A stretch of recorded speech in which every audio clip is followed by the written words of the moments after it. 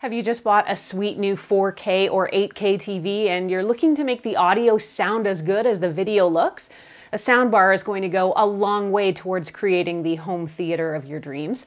I'm Erin from TechGadgetsCanada.com for Best Buy Canada's blog, and I recently had a chance to try out the new Sony HT-G700 soundbar in my home here with a new 4K TV to see what this soundbar can do, what features it has and doesn't have, and what it adds to my home theater. An early heads up that if you end up liking this video and finding it helpful, to please hit that like button and give me a sub, because it does help us keep making more videos that we hope everyone out there can watch, enjoy, and learn from. This soundbar promises crystal clear sound and easy to understand dialogue with its 3 front speakers.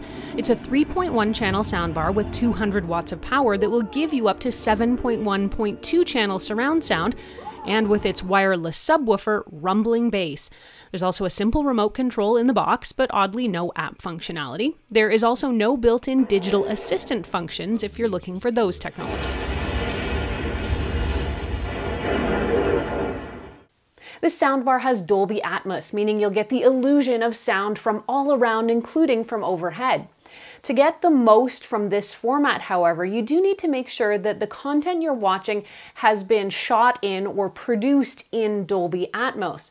Now, I say illusion here because there are no overhead firing speakers inside this soundbar, as other Dolby Atmos enabled soundbars and home theater setups do have. So here you're really just getting the effects replicated digitally.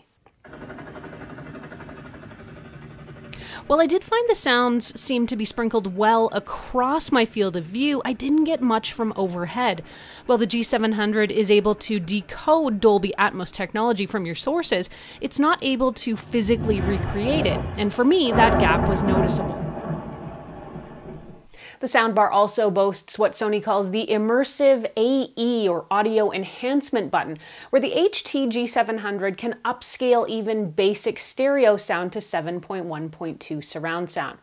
I wouldn't say the effects are hugely noticeable, but if you're going to be watching a lot of older stuff or older content, this might be a nice add-on for you. With this soundbar, you can listen to music too, connecting easily via Bluetooth. Just push the Bluetooth button on top of the bar to allow your phone to connect, or use your TV to play from Spotify, YouTube Music, and more. Getting this soundbar connected is straightforward. Connect using the HDMI ARC or audio return channel as I did. You can also use the optical digital input as well. Most of us don't like fussing with settings and calibrating everything just so.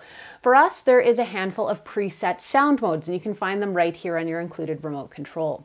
Cinema mode seems designed to mimic a wider soundscape, while music mode is meant to give you more detail overall.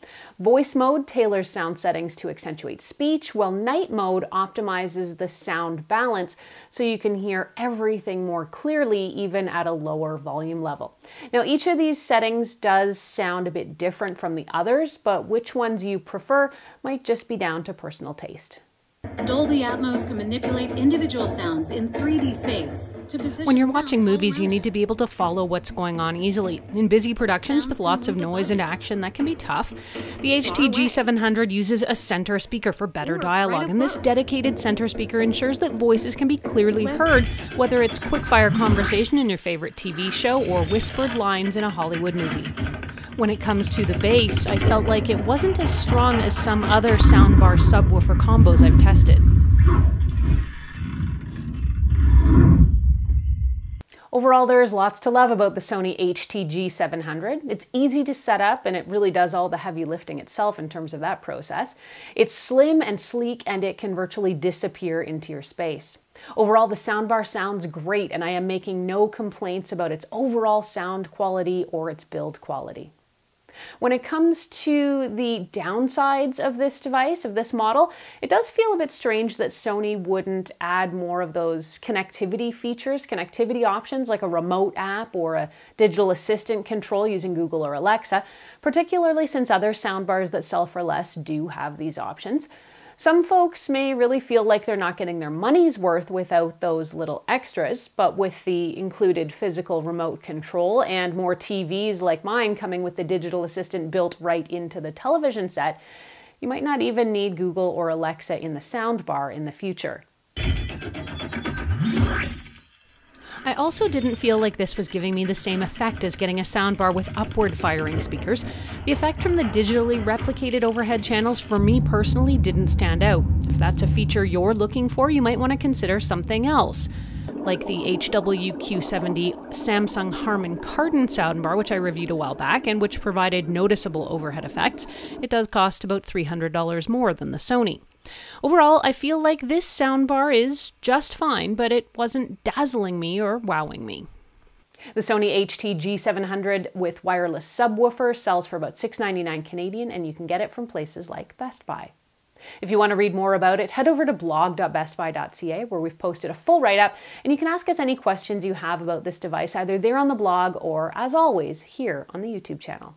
If you liked this video and found it helpful, please hit that like button and give us a sub, because it does help us keep making more videos that we hope everyone out there can watch, enjoy, and learn from.